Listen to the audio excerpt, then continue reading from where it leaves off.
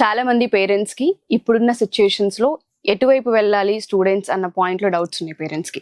Students wise గా చూస్తే percentage ఉంటే సరిపోతుందా, లేదంటే స్కిల్ అవసరమా కంపెనీస్ కి, ఆ క్వశ్చన్స్ ఉన్నాయి. ఇలా చాలా మందికి మల్టిపుల్ క్వశ్చన్ అండ్ ఆన్సర్స్ ఉన్నాయి.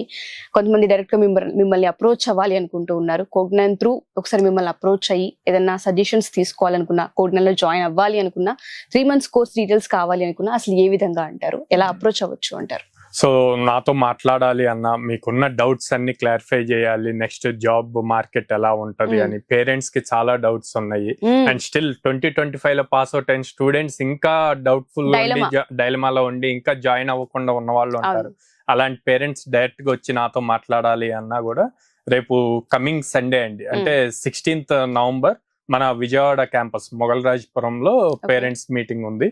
సో దానికి వాళ్ళు వస్తే నేను డైరెక్ట్ గా మాట్లాడతాను వాళ్ళతో, వాళ్ళకున్న డౌట్స్ అన్ని నేను క్లారిఫై చేయగలను. టైమింగ్స్ అదంతా ఒకసారి కాల్ చేస్తే డీటెయిల్స్ వస్తాయంటారా?